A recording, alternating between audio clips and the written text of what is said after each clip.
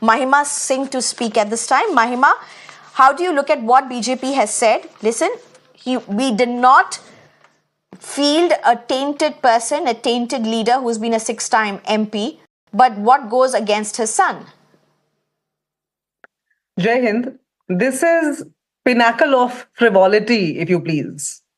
And I would like to respond to the BJP and their spokesperson in Sahir Ludhianvi's style and reflecting the sentiment of every mother's and daughter's heart today. You know what every mother and daughter wishes to say to the BJP today is औरत ने जन्म दिया मर्दों को मर्दों ने उसे बाजार दिया जब जी चाहा कुचला जब जी चाहा मसला कुचला जब जी चाहा फुतकार दिया जिन सीनों ने इनको दूध दिया उन सीनों को बेपरवार किया जिस कोख में इनका जस्म ढला उस कोख का कारोबार किया Is Brij Bhushan Singh or any other representative of the party not bred on the grounds of the BJP?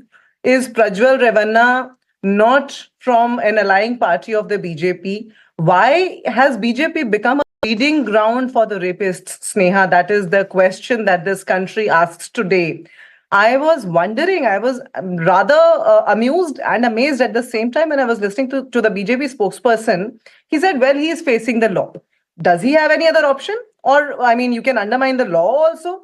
That he is facing the law is a matter of fact today after the daughters of this country, the champions of this country, were thrashed on the roads of Delhi while there was a pompous inauguration of the parliament going on just besides, and the prime minister and all the ministers were there. But nobody cared a bit to go and meet those daughters. Did any of the BJP representatives ever go and meet our champion daughters? No. Mr. Narendra Modi said, you know, she's my daughter. Vinesh Phogat is my daughter when she brought her laurel for the country.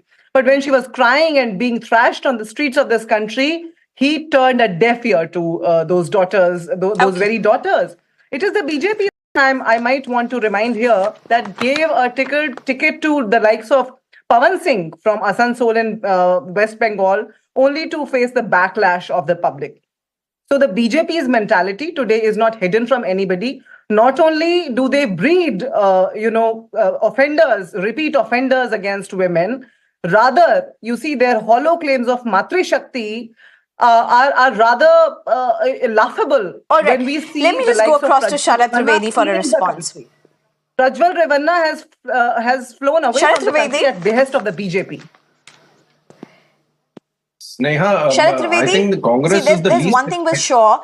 I'll come to you. Allow me, Sharad Trivedi, allow me, and you can answer the Congress spokesperson as well. But allow me to get to this question. Fielding Brij Bhushan Sharan Singh, of course, was out of question considering what was happening against him, what are the sub judice issues against him, strong allegations, unprecedented historic protests against him. So that was something for the BJP to decide.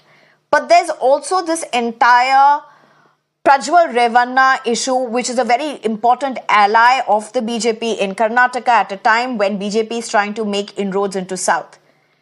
Now, my question is, again, returning back to Brij Bhushan's issue. Are you really only seeing this from a legal perspective? You say you're a lawyer, sir. But can BJP afford to look at this from only a legal perspective? Is it as simple as that?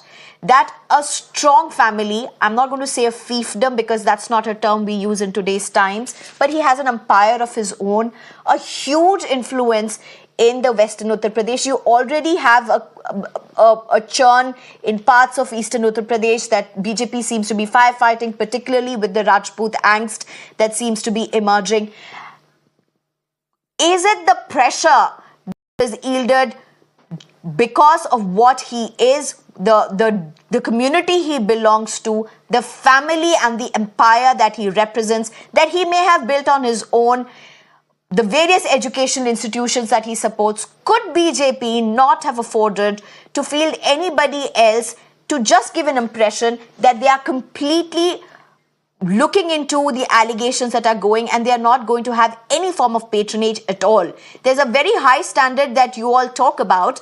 Have you followed that in the walk in this particular aspect? Sneha, as long as the candidate state in question does not have an allegation of a serious allegation against him, I have no absolutely reason that why he should be denied a ticket to serve the people. The least the least right to the Congress or the opposition has got to talk about women. Despite the fact the kind of patronage that the father enjoyed. That was the rape capital of the country. The second state in which the Congress rule was there was Kerala. That was the second highest number of crimes against women. And we already, the movie is already coming, the Ajmer 92. The 250 women in Ajmer who were raped by the khadims of Ajmer Sharif and who were also members of the Congress. The entire case was suppressed for almost 35 years. Nobody ever knew what was happening. Here, there is a court-mandated inquiry that is being conducted. FIR has been lodged. The federation has been dissolved. He has resigned not from the federation but from the wrestling world. Trivedi, there is a court mandate inquiry that is happening, and certainly there's nothing against the son in this. But who's behind the son? Who's the father? How can you look? I mean, at the end of the day, would the son have been fielded if the father wasn't Brij Bhushan? The son has been fielded because the father is Brij Bhushan. And how high are the chances that he would have been fielded from Kaiserganj if Brij Bhushan Sharan Singh wasn't the father? Their key ally RJD and their key ally Samajwadi Party and the entire group of people in these two parties, the royal families of these two parties are already facing prison. Lalu ji has already gone to prison. He has already served prison. And even then his two kids are fighting election. There's nothing wrong with it. So you cannot prosecute a son for the allegations against his father or his mother, whatever family he belongs to. No, fair enough. I will take that question to Congress as well. But two wrongs don't make a right. And may I say this, BJP has always stood against, in this election, has been going hammer and tongs against nepotism, dynastic politics. Is this the messaging? Is the messaging correct here?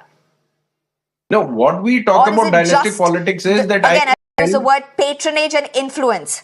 I'll tell you, the dynastic politics is that if 50 years the Congress exists, I can tell you who would the president would be. I can tell you the president of the Samajwadi Party in RLD and RJD post 50 years.